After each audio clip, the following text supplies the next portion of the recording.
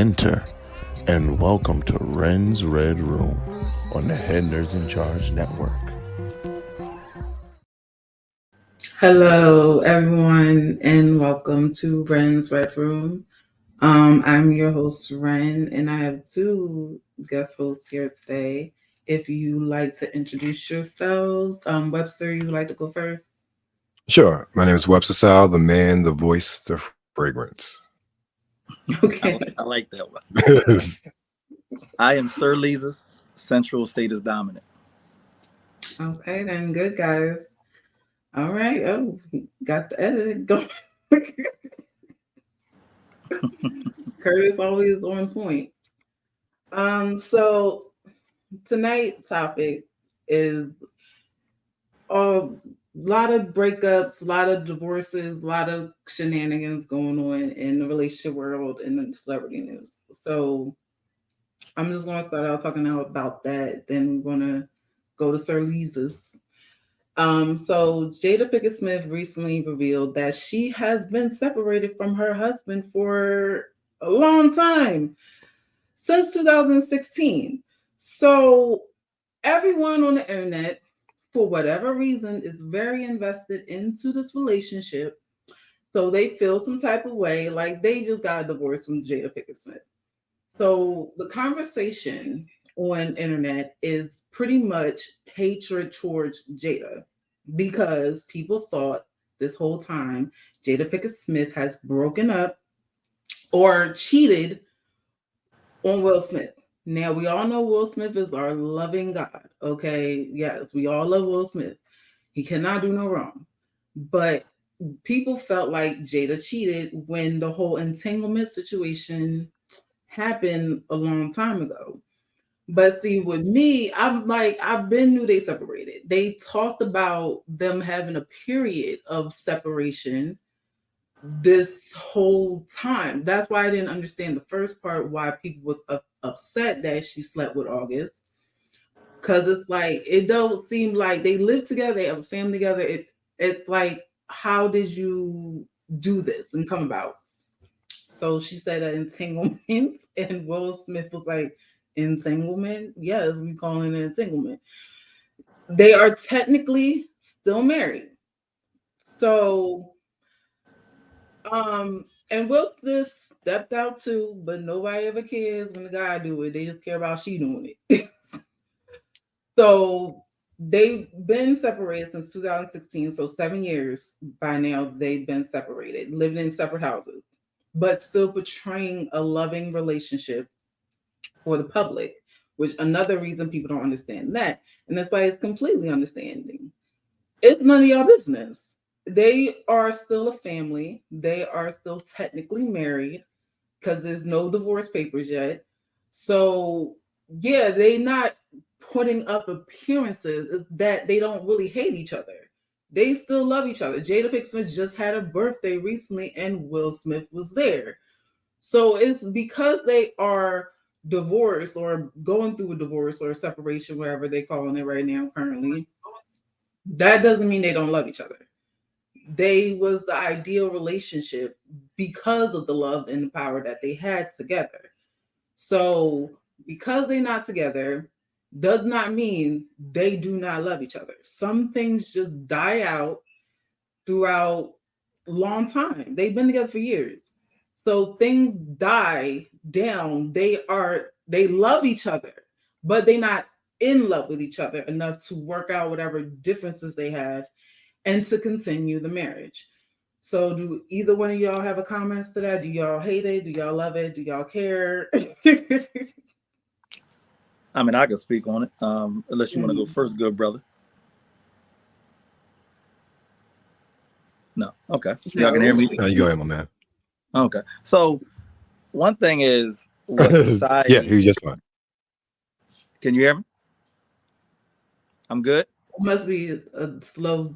Yes. Webster, can you... It must just be a slow little thing. Yes. But go ahead, I'm good. sir. I'm good? Yes. Okay, so the thing is, we got to take a step back and look at what society is expecting to be normal for some people. You know what I mean? Being the fact that I'm in the lifestyle, I come across several couples that may be together and they have a partnership, and they're able to be able to exist in the same space, stay in a marriage, but stay as friends, stay as partners, stay as providers for their kids. And they might have too much invested to get divorced, and their social life might be separate from each other, which is normal to someone that is able to do an open relationship, a poly relationship. People that are swingers, if we're talking about the physical aspect of it, that's normal in a lot of different communities. So when you see her having this situation with August, it was going on for a minute. It wasn't until the media blew it up and they came with their own conclusions on everything. Right. You see what I'm saying? You don't know what the actual situation was between the acting parties. You only saw what the media painted for you to see.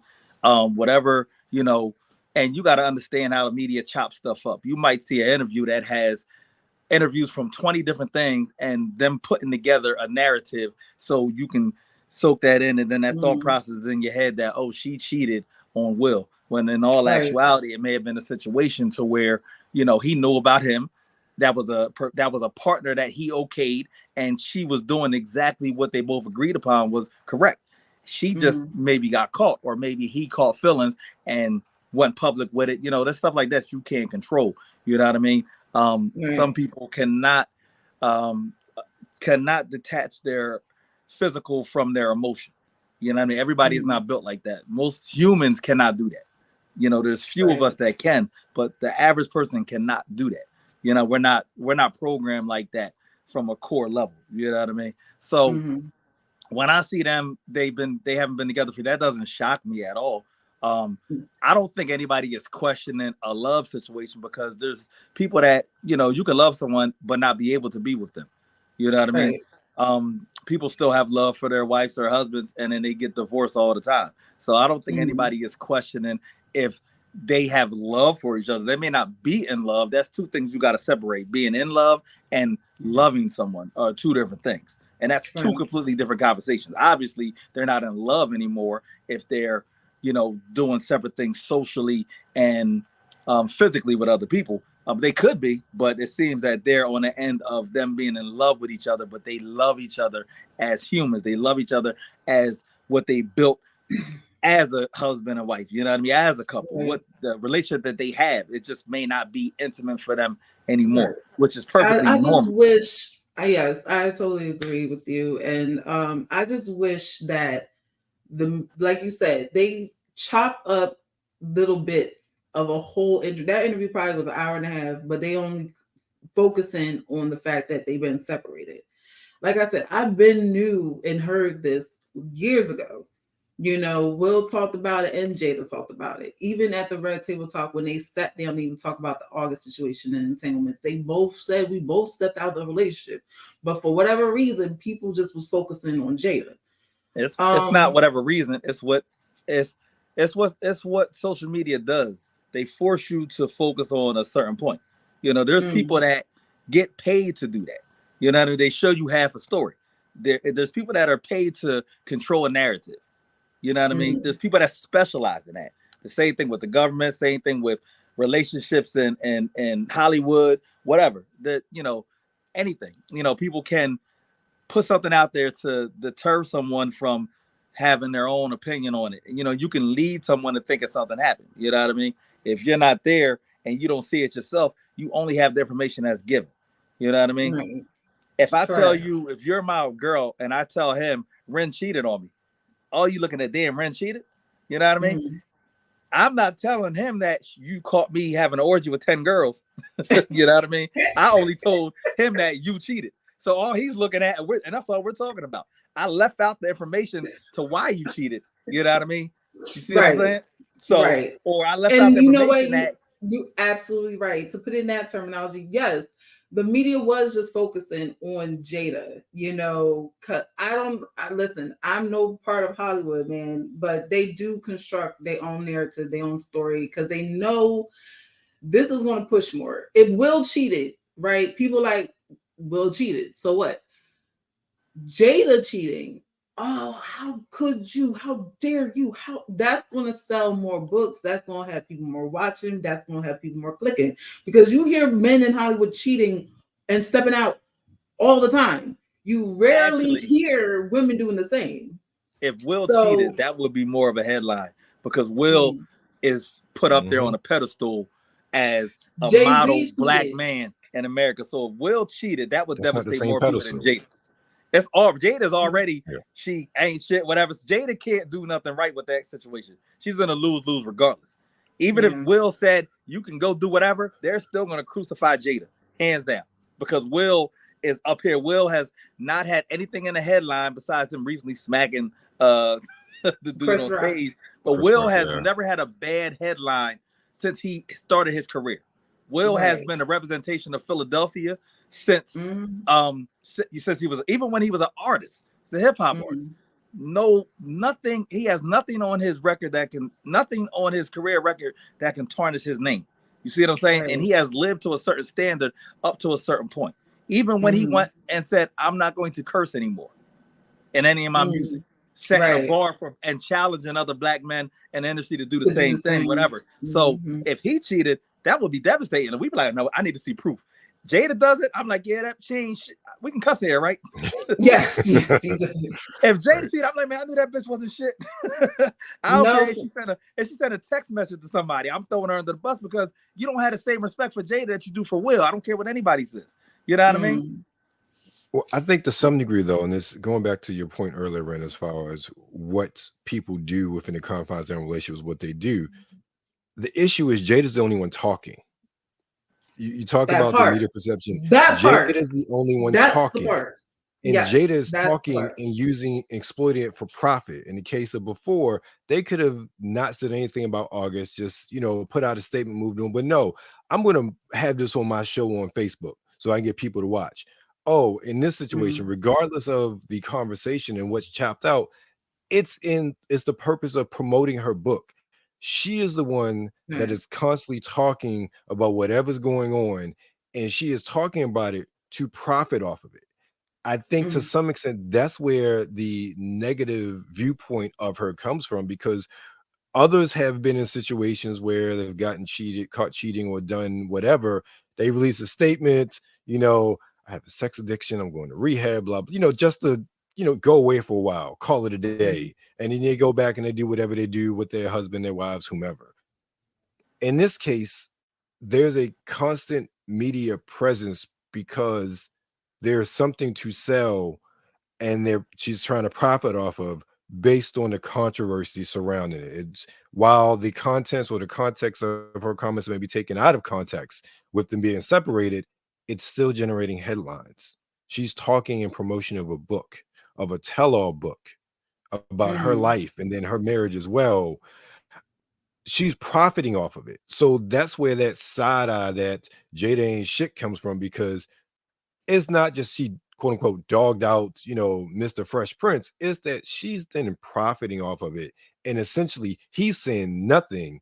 So he appears to be dragged through the mud. Yeah. And especially with the slap, again, I don't know people's lives. I'm not speculating on people's lives. I can only go on what I see and what people said out their mouths. He slapped Chris Rock. There's clearly something bubbling underneath the surface surrounding that, and that had that outburst happen, especially in such a public forum. I don't know what that was. I'm not going to speculate as to what that was, as some other people saying, but it's something more than just alopecia and my wife. And look, I don't care. You do not go and slap another man on national TV at the biggest award show in your industry unless there's something really major that's been going on and bubbling up for a while. So the simple answer they gave before, no, because look, most men don't get into a fight, most of us, unless there's really something to fight for. You're not attacking another man unless there's some real reason. Most of us, some of us don't control their tempers too well, but those of us having a modicum of sense are like, I'm not going to go on up because this isn't a reason to fight. This is a reason to strike this other man, and the consequences, especially in such a public forum as well. there's a lot there that we don't know, and I'm not going to project and know. The only thing I know is in this relationship, only one person's been talking, and when that person talks, it's for profit. Period. Right. And Will Smith is smart enough to be like, we don't really need to talk about it because it's no one's real business. And he knows, Jada should know better, honestly.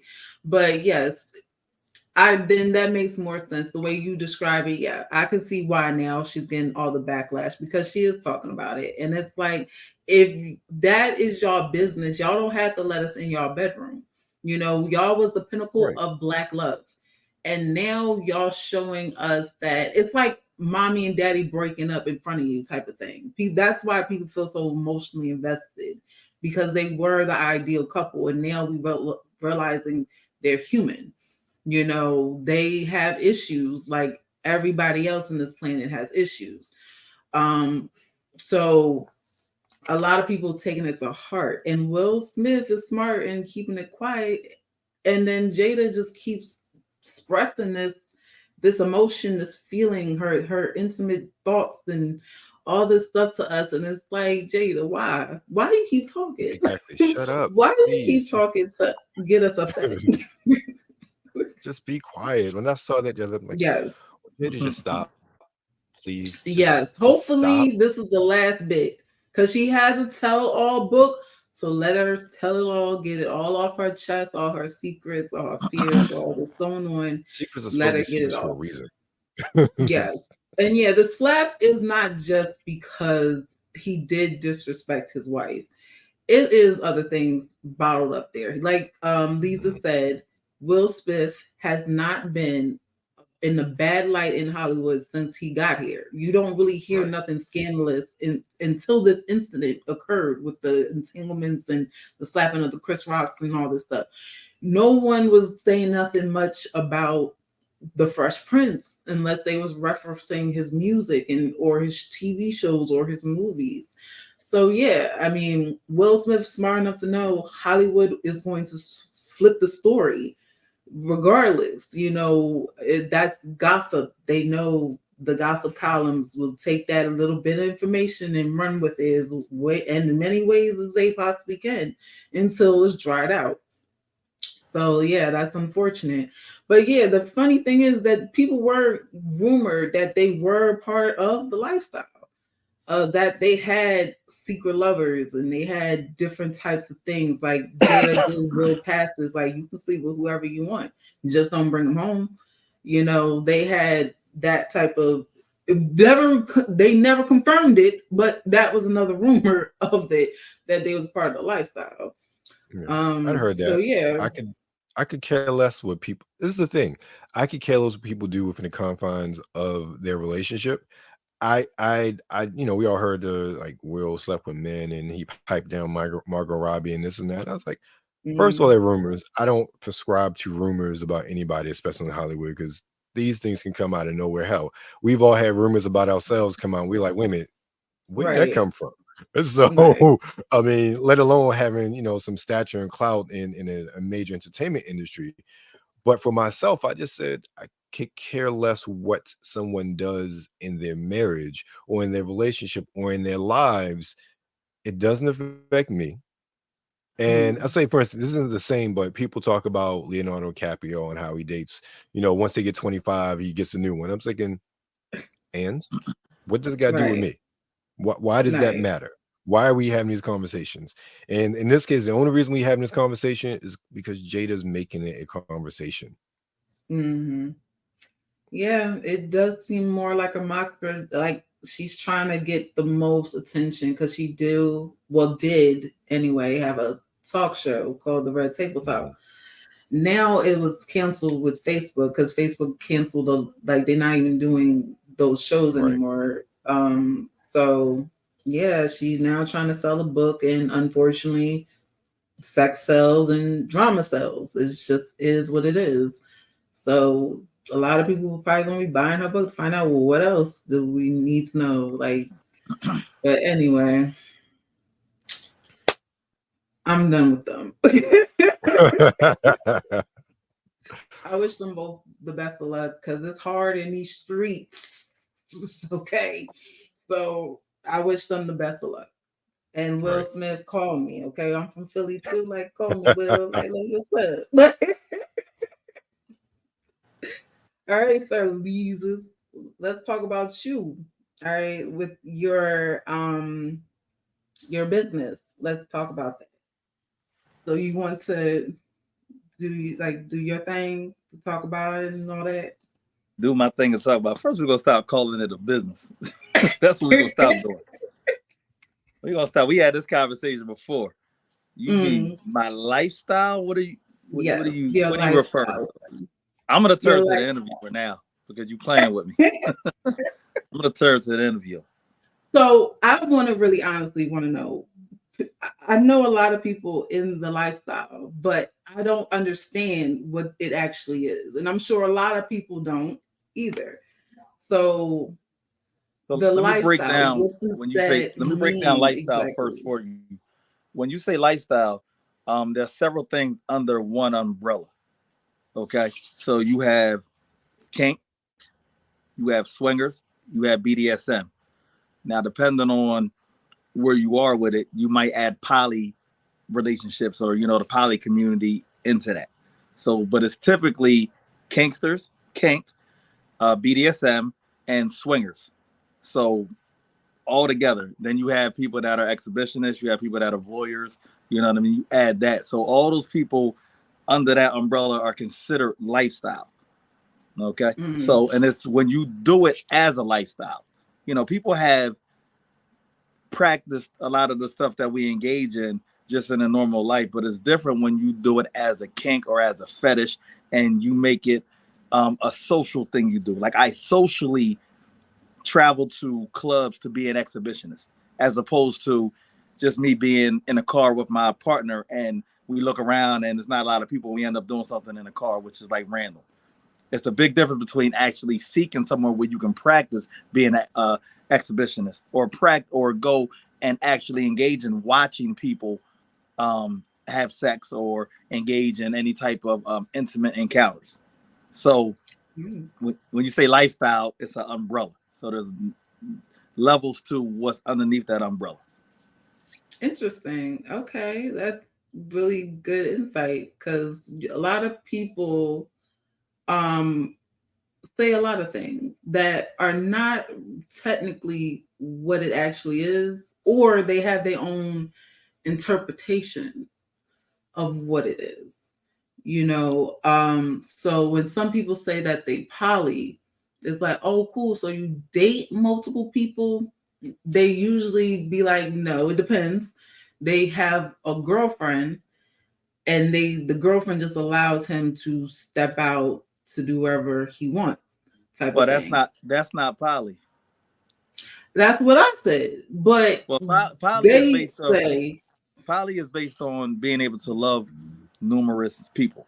So if you mm, use that as a core, so you're able to love and have, um, and it's not just intimate, um, emotional and mental connections with mm, numerous people. You're not just tied into a monogamous relationship.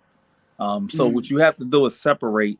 Is if I'm just talking like baseline and trying to explain it to someone as simple as possible, swingers are more physical based and sexual based. Poly is relationship based. You know what I right. mean? So somebody say you have an open relationship. Do I have an open relationship to go fuck people, or do I have an open relationship to go date and build an actual connection and have a relationship with someone? Mm, It's a difference between the two. So if I say I'm poly, if somebody tells me they're poly, I'm assuming, oh man, this fire truck won't come by. I'm assuming that if they tell me that they're poly, that they're able to have an emotional connection with someone else and actually date them. If they tell me they're a mm, swinger, I'm assuming that they're able to go physically fuck someone, and then that's that, mm. and it's stuck there. You know what I mean? So you gotta Okay. separate the two. I Interesting. like the way you put that, because when people have those conversations, there's very rarely is that distinction really made. Like, polyamorous, the whole definition is love of many when you break down the word. but they often interchange that with having an open relationship, and that definition you gave was really spot on to distinguish the two. Right.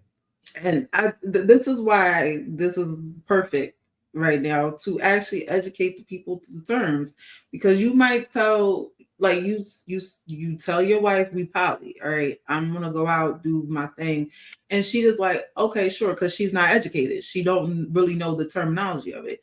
So he goes out, finds another girl, and he tells her, I'm poly. It's like, so you're pursuing me for a relationship, done? And he's like, no, I just want to fuck.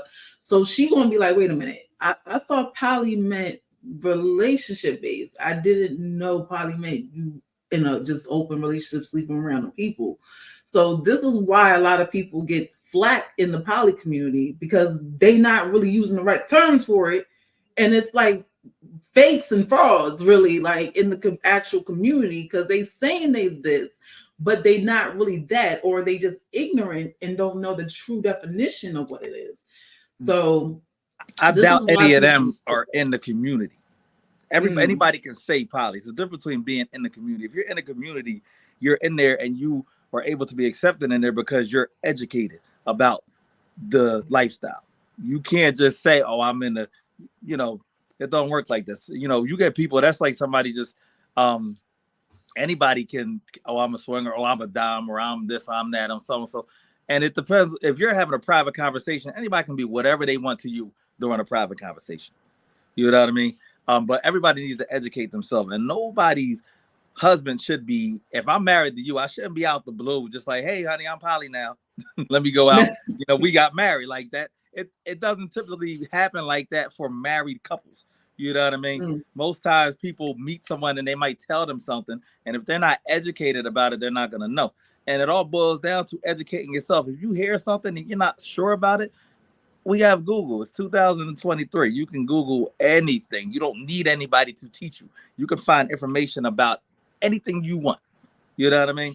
And if you don't educate yourself, I don't feel sorry for you. Right. But because you're an adult and you needed, and you didn't take the initiative to educate yourself. Somebody told you what it was. You took their words and it said, okay. And now you're sitting here stuck. And you're explaining, saying, hey, well, my husband is poly, he goes out and he fucks people, whatever, but I got to sit home. It's like, that don't really sound like right. But you got to blame yourself because you didn't educate yourself. And after a certain age, you got to hold yourself accountable. You know what I mean? Mm-hmm. I agree. It's like the stories I be hearing. It just be like, that doesn't even sound right, but I'm going to let you live. Like, I'm going to let you be great, because 2 + 2 = 4. You trying to tell me it equals 8? Okay, it equals 8. At some point, you just got to be like, all right, you know the truth. You know what it is, and you know what it isn't. Everyone has the whole world knowledge in the palm of their hands because of these cell phones. But for whatever reason, we still the dumbest people in this whole country. Probably stupider than we used to be. That part.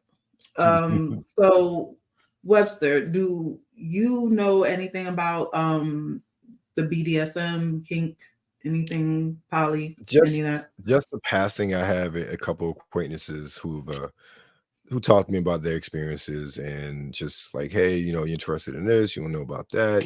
The most I'm really familiar with is just doms and subs, and I can't even say I'm well versed, just from seeing people's content and conversating, and then people like, hey, you got a great voice, can you read this for my reel?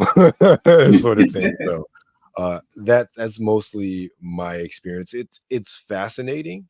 And so Lisa, I wanted to ask you, because I was looking at some of your content, and one of the things, and I know Ren, you talked about even before, like sex work and everything. How did you figure out you wanted to be in life? So how did you figure out you wanted to be? I believe you're dominant, if I remember correctly from your information. Like, how did you say, hey, this is, well, how did you gravitate into that? Because nobody ever starts out exactly how they are now. So I started off actually in a swinger lifestyle. Okay.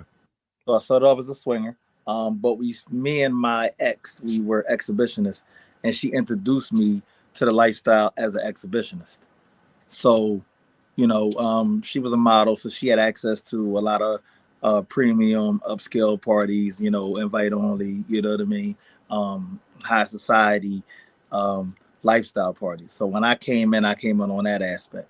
Now a lot of these parties would have they would have entertainment there, you know what I mean. So they would have people set up to do fire play, people set up to do impact play. They would, they were genderless parties, so you would have male dominance, you would have female dominance, you would have male submissives and female submissives. So I would see it. I was around it a lot, and I would see it, and then it sparked my interest. So going to the parties continuously and seeing people engage in BDSM, seeing people do live scenes, seeing people in cages, seeing people on stages doing different things. So I was seeing it. I was never introduced to it like through books or anything like that. I physically saw it in person for the first time. You know what I mean? Of course, you'll see somebody dressed up like a dominatrix here and there, like in a movie or something like that. You know what I mean? But you don't really understand. You hear the dominatrix term, oh, that's somebody that whips people and all that, whatever. But seeing it in real time and real life, I gravitated towards it differently. So once I saw it, somebody had asked me, was I a dom? I'm like, well, you do mean a dominant? Yeah, I'm a dominant man. You know what I mean? They was like, no, are you a dom? Or, as in a BDSM lifestyle, you're a dom. She was like, well, your energy, you would make a good dom. And I'm like, okay, well.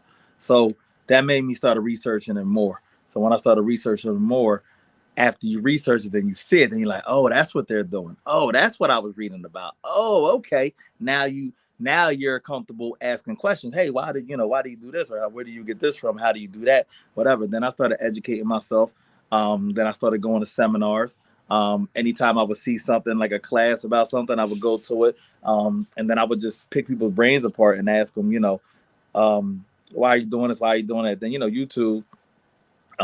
So back then it was like MySpace for me. You know what I mean? So you got to think this was like 20 plus years ago. So it was MySpace. So, you're finding people on MySpace that are doing stuff and saying, so just educating and, just getting introduced. I didn't start practicing it till maybe about 10 years ago. I've been in the lifestyle for 20 years. So I had an interest in it. Then I started doing it personally, just in the bedroom. That's it. I was doing it in the bedroom with partners, just as foreplay, because there's a lot of people that only do bedroom BDSM. And it's strictly bedroom based. It's strictly to enhance your sexual experience. You use it as foreplay. So when I started, I was using it just as foreplay. It was just to turn on the person to, get a little kinky. So I was using a more kink based for bedroom BDSM. Then as I'm doing that and I'm getting more interested in it and learning more stuff and then advancing myself, slowly, I start diving and going down a rabbit's hole. You know what I mean? Then I'm like, okay, I'm learning different things, whatever. And I'm like, now let me, I recorded myself and then I put a video out. Put a video out to like my personal group that I was in, and they was, oh damn, like, you really, really, getting skills together. So then I started doing it at like actual parties, to where a party would, hey, bring your stuff. And I would just, you asked me to bring my stuff, I would just bring my stuff. Wasn't no pay involved. I wasn't a pro or anything like that. I would just bring the toys that I was gathering up and collecting over the time, bringing them to parties, and then I was just doing it with the gifts. You know what I mean? Then all you do is just keep taking that to another level. Keep taking that to another level. And then when I became interested in it as a lifestyle, it was more like the dom sub. You know what I mean? I want to get into being an actual dom as a lifestyle. It wasn't, when I entered it, it wasn't to be a pro dom, to do shows and all that. It was because I love the culture of it. You know what I mean? And I'm like, that's a lifestyle that I want to live. So then I educated myself. I got a mentor. And then I learned it on that aspect. Now, I just got real good at everything I do. And I always had the showmanship. You know what I mean? So when that pieced together, then I'm like, you know what? I'm gonna try to do this on a higher scale. And then I put out a video out to the public, and that just went crazy. It went viral. A bunch of people started hitting me up. Hey, do you do stuff? Whatever. And then I learned how to be a pro dom. I learned how to put it together and present it as a show. So that's how I got to where I am at now. to be able to Oh, travel wow. across the country, out the country, and do live demonstrations. Wow, that's fascinating. I mean, you definitely good at what you do. I mean, I experienced it myself, um, and it was very, it was amazing feeling. You know, I'd never done anything like that before. So, yeah, when I experienced it, it felt like some sort of tranquility. Like I was just in my own little world type of thing. Like some like massages, like how people do massages and they just like drift off to their own little thing.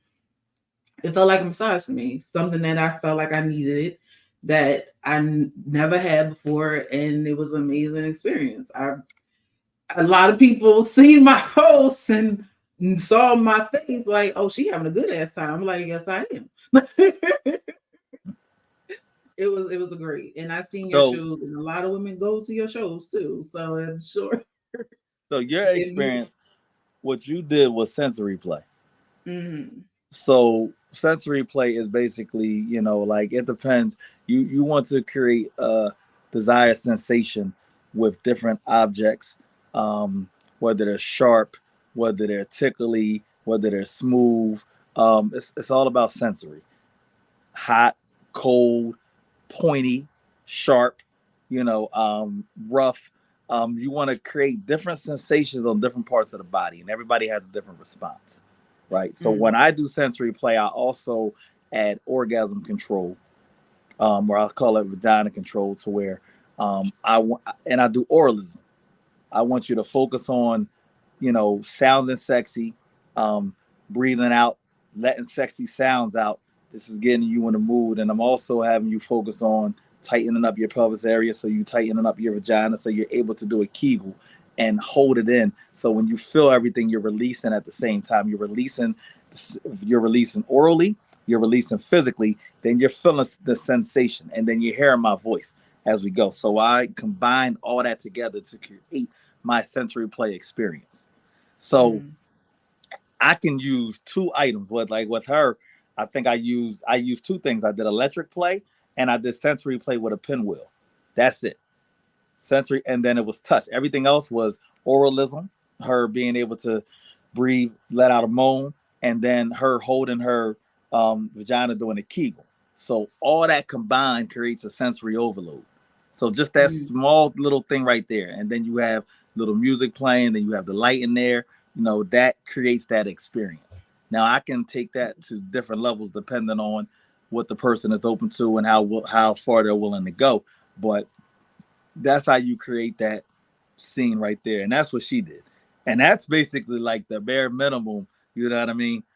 Because I can take that, yeah, and yeah, that's getting somebody to, what the goal is for me is to make you orgasm without penetration. That is my goal.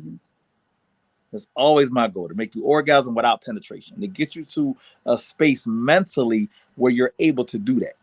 And that does, some people it happen like that. Some people it takes control. You know what I mean? right. Some people it And takes you control. succeeded. You definitely succeeded to your goal. I really wasn't expecting you to really, because it's just, I haven't experienced it. So to me, I didn't have no expectation to it. I'm just like, oh, well, he's just going to touch me. And it's like, all right, whatever. And That you is a really got horrible me. attitude to have. Listen, man, men be draining me sometimes. You cannot. I tell people. Let me talk on that right there. You cannot come to me with the, oh, this ain't gonna feel good. This ain't gonna do nothing for me. If you already have that mind state, it's not gonna work for you. It's not gonna work for you. That's like going into sex like, oh, it's gonna be horrible. I don't even know why you're putting a condom on. I don't know why you're gonna eat. It's gonna be bad. If you have that type of energy, you're not going to be able to truly experience it. You got to come in a space to where you're excited. Oh, I'm about to have the time of my life. And then you're gonna take your level there. If you come to it with a pessimistic vibe attitude, you're not gonna get the full experience. Anything you do in life like that, you're not gonna get the full experience because you're going against the grain. You're not completely relaxed. You're not, because you're already expecting something to not be, to not be amazing. You have to come in with your hopes up high and your expectations and want to orgasm. You know what I mean? It's a difference between making someone orgasm. Somebody is wanting to orgasm and they're getting there.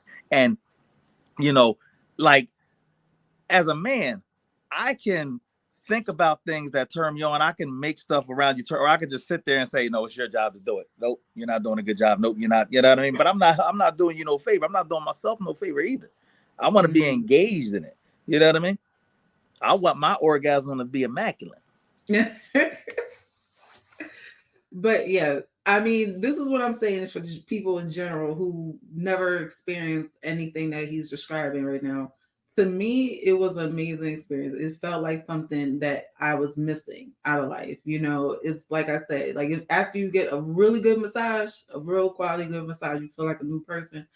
I definitely felt like a brand new person after the whole experience. So I would recommend anybody to definitely go check out his classes and his seminars and what he do, because they're really good at educational. I do private sessions and then my live demonstrations. It's not a seminar. It's not a class. I do an actual live demonstration where you see me in real time engaging and doing a BDSM scene. I don't stop to break down what I'm doing. You see it in real time. You're taking that journey with that bottom in real time. You know, there's no break in between. We're going straight through and you're actually sitting there like you're in the bedroom with me and her. That's how my live demonstrations are. And I intentionally tell people this is not a class. You can learn from it, but it's not a class. It's a live demonstration. You're actually going to hear her moan. You're going to see her orgasm. You're going to see me go through the trials and tribulations with her. You're going to see the journey from start to finish. This is why I always stress to people, I do a live demonstration. It's not a seminar. It's not a class. It's an actual live demonstration that I'm sitting you in the bedroom with me. I want that specific experience that I sat in the bedroom with Lisa's. I couldn't touch, but I sat in the bedroom and I was right there. I could hear her moan in my ear. I can feel the whiff of the flogger as he flogged her. That's how close I was. That's the experience I want people to have. You see what I'm saying? Good to know. Good to know. So the kinks part are all under the umbrella of the lifestyle. So, Webster, do you have any kinks you would like to share? Or you a private man? More of a private man, but I do have a question based on Sir Lisa's talking about sensory play. Now, one of the things that really struck me with the way you were describing it, is there any cross section between maybe specifically the sensory play? Because I'm sure once you get more into impact play and whatnot, it's a little bit different, but it sounds a lot like Tantra and tantric sex, the way you describe the sensory play and the reaction to the body and the breathing and everything. Is any sort of cross section with that? So with me, I involve techniques from there because I watched it. I've been around it, a lot of touch. So I add that because I consider myself a master of seduction, and tantric massages are a lot about seduction, a lot about energy transfer and feeling. So when I do my sensory play and I do my scenes, it's a lot of touch for me. It's a lot of coming close. It's a lot of feeling my hand, not touching you, but touching you. A lot of smelling, you know, whatever cologne I have on, you know, whispering in your ear so you can feel my breath. You know what I mean? Touching certain areas. Especially, I incorporate that, especially like when I'm doing impact. So if I'm, and then I'm coming real gentle, you see what I'm saying? And I'm letting you feel that energy. I'm not doing too much, but I'm coming close. Then I might come with a sensory play item. Then I'm coming back touching. That's why you see a lot of times I'll follow my hand just to keep that connection. You know what I mean? So yeah, so so that's basically like sensory play. Like when people are it's tantra, it's called tantra, right? Tantric. I always say it wrong. I want to make sure I'm saying it right.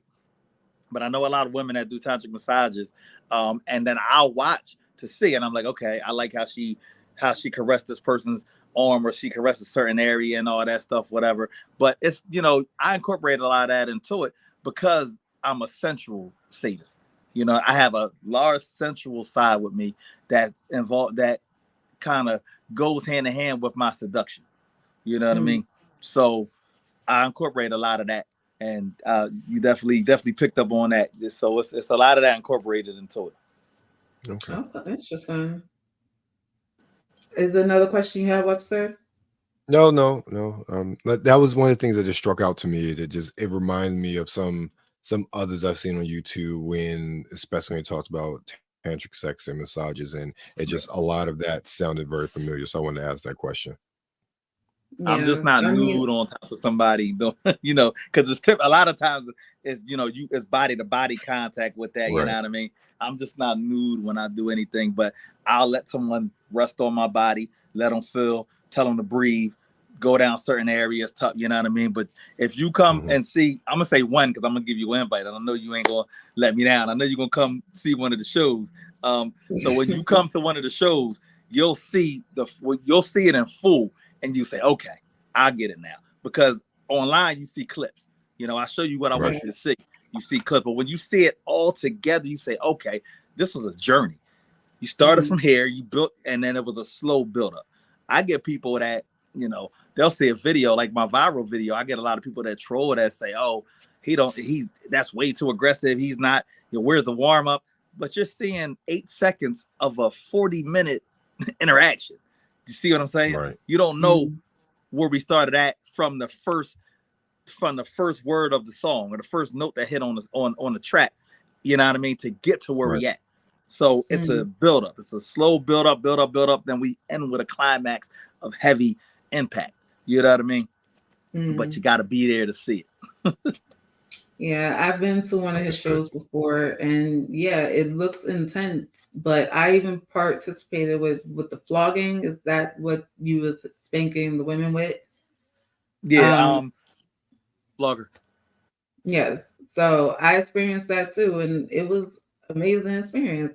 It looks painful, but the feeling was not really that bad. So it's definitely an experience for people who are interested in just trying something new, trying something different. Um, these are things I have never tried before, but I'm a very outgoing person and open-minded person. So I try everything until I say I don't want to try that no more. So that's just me. Some other people are more, it is what it is. It's set like a clock type of thing. That's not me. So when I tried it, I enjoyed it. I loved the experience. And I think I'm more mental with my sexual urges. So everything he described to you was more the thoughts of it, of the Mhm. actual, like if y'all was really having sex type of thing. It was more thought to it than actually doing it. So that's why I had a really good climax and had a really great experience from it because it was mostly mental for me. And definitely was worth the try. So I guess Understood. is that a kink, like something body being attracted to something mentally? Is that a kink thing or is it just an emotional thing? Um, Mentally, that would be more sapiosexual. Okay. I mean, that'll be and that so where mentally where well that's more mental stimulation. But Mm, no, you're talking more about you're thinking about it as opposed to having it. So that's not the same as being a sapiosexual. okay. I gotta find a term for that to where just the thought of thinking about it is more your turn on and then and not actually happening. So now I gotta go do some research and see if there's an actual term for that. I'm Um, sure it is. It's a term for I'm sure it is. When you find out, let me know. Because Yeah, that I'm gonna find that out, and I might post it as one of my kinks.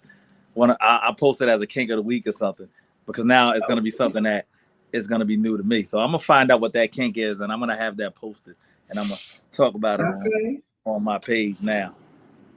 Oh, okay, great. So Lisa's, I know you have two events coming up this weekend. Do you want to actually talk about it in detail, describe what exactly Sure. is happening? So I have the Philly Lifestyle Meet, which I've done. I just started it back up. We used to do it maybe about 4 years ago. But it's a meet for swingers, kinksters. It's not a munch. It's not really BDSM based, but this is. Oh no, this is the wrong. This is the wrong. Okay, there you go. So that's the Philly Lifestyle Meets. So we're gonna do this once a month. Um, This month is going to be at Manayong Brewery. I might switch it and do a different bar each time, but it's just basically come meet other people in the lifestyle in Philly. You know, you can come get some education. If you're interested in journeying into the swinger lifestyle, I'll be doing some education there. I'll do a little swinger 101 class, a little swinger 101 discussion. Let me say that, because I'm not doing a class at a bar. So I will definitely sit down with a couple of people and go over some basic stuff, especially people that are going to come to the event on later that night. You know, I'll be doing some education and doing some vetting there. So that's the swingers meet, which is called this Philly Lifestyle Meet. And then later that evening, I have my event at Sinner's Paradise. My logo is Push Your Limits. I want everybody to always try to slowly, safely, and consensually push your limits. You know what I mean? If you got spanked 5 times on Tuesday, try to get spanked 6 times on Wednesday. You know what I mean? So this, I will be doing a live BDSM demonstration. When I'm done the demonstration, I will be doing interaction with guests. So if you have never experienced BDSM, I will be there doing BDSM. I will have another service top. She will be doing fire massages and some BDSM. So everybody that will be there to as a service top will be someone that's vetted and well skilled at whatever they're doing. Nobody random will be practicing kink from the top perspective, but anybody that is new or that is experienced and you're a bottom and you want to experience it, you're welcome to come to the event, talk to me, get on my list, and then experience something that might change your life forever. Also, this is a swingers club, so there will be play afterwards. It's maybe about 7 play areas, maybe 7, 8 play areas. Glory holes, there's jacuzzis there. You know what I mean? So it's going to definitely be a vibe. It's BYOB. If you are not a member, you have to reach out to me to get on my list. And I will get you all the details. But it's definitely going to be a vibe. It's open so the meet is from 3 to 7. And the event at the Swingers Club is from 10 p.m. to 5 a.m. So basically, it'll be BDSM on one half, and then it'll be fucking on the other half. But you can come and you can come and just watch. You do not have to participate in anything. You do not have to participate in anything. I'm gonna say it 3 times. You do not have to participate in anything. Mm-hmm. So I'm definitely going to be there. I'm going to be there to experience it because I'm curious of this lifestyle. Because, like I said, a lot of people have their own terminology, definition of what it is. So it's best to get full education on what exactly of it is. So you fully understand once you go into it and use these terms that you're using the right terminology. So when somebody asks you a question, you're not confused about it. You actually know exactly what you're doing, exactly what you're getting yourself into, and what it exactly is. So I would be there. So that will be the end of this segment. Webster, is anything you would like to talk about? Just push out for your Sure. Okay. Thank you for having me first and foremost. Pleasure talking with both of you. You can find me Webster Style at websterstyle.com. Anything and everything. There's web styles there. You can find me across the internet. I'm over at Nerds of the World twice a week talking wrestling, the KFAB Baby podcast, as well as talking gaming on the NRW Checkpoint. And then you can find me right here on YouTube on Webster Style Magazine. Find interviews, style, fragrances, you name it, you'll find it there. All right, great. Thank you to my both wonderful gentlemen for coming on to my show. I appreciate y'all both being here and having this sit down talking to my Red Room. And I appreciate everyone watching tonight. Please subscribe to the Head Nerds in Charge to see all latest of Rens Red Room. And I appreciate you. And also, I'm doing a cleaning service, guys. So if anybody needs help with cleaning their house, apartments, whatever, you can hit me up on Instagram with silly_weaver. You can also hit me up in Ren Graves on Facebook. And yeah, that's it for now, guys. Appreciate you and see you next time.